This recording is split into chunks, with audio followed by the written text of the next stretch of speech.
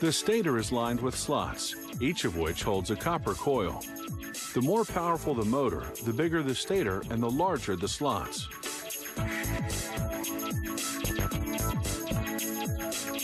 The first step is to line the slots with insulation. This insulation will keep the voltage confined to the coils.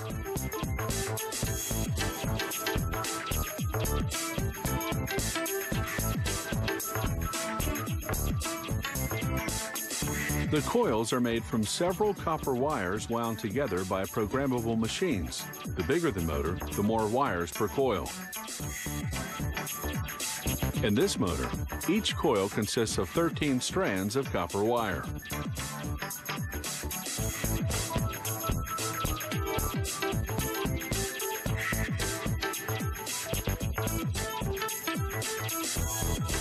Now, workers tie the coils.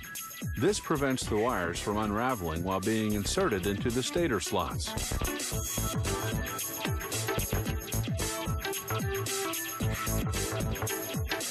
Workers cap each coil with fiberglass insulation. Then they insulate the portion of the coil left outside the slots with fiberglass sheets. Fiberglass wedges are inserted, locking the coils inside the slots.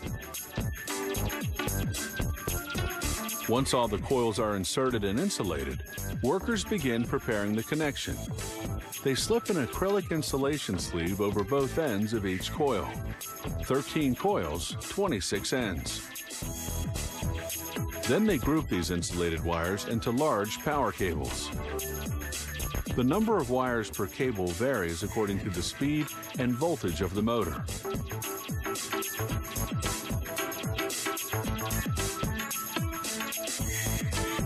They solder the grouped wires together, then insulate the cables. They tuck some inside the stator and leave others accessible to be attached to a power source when the motor's installed. Now, using a cord made of heat and chemical-resistant polyester, they bind the coils tightly to ensure they won't move when the motor spins. This unit of bound coils is known as the stator coil. They now submerge the stator in a polyester-based varnish and vacuum it right through. This thorough penetration makes the stator coil moisture-resistant.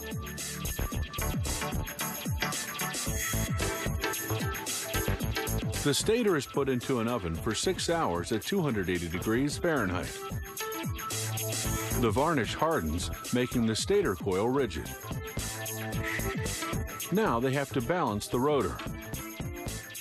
If it's off-kilter, the motor will vibrate, hampering performance. They balance it the same way a mechanic balances car tires, only with 100 times greater precision. Now they slowly slide the rotor into the stator. Careful not to damage the stator coil. The rotor will turn on steel bearings. They heat these bearings to expand them, so they'll install easily.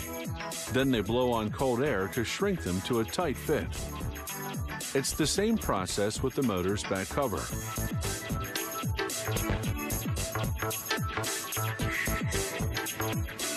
Now, they heat the fan and install it over the back cover.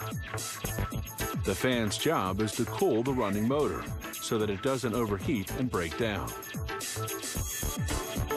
They cover the fan with a safety guard. Then install a cover on the front of the motor as well. They run the finished motor through various tests to assess, among other things, insulation strength and performance. These industrial motors are designed for use in factories, for running machinery such as conveyor belts, pumps, fans, and compressors. Wednesday.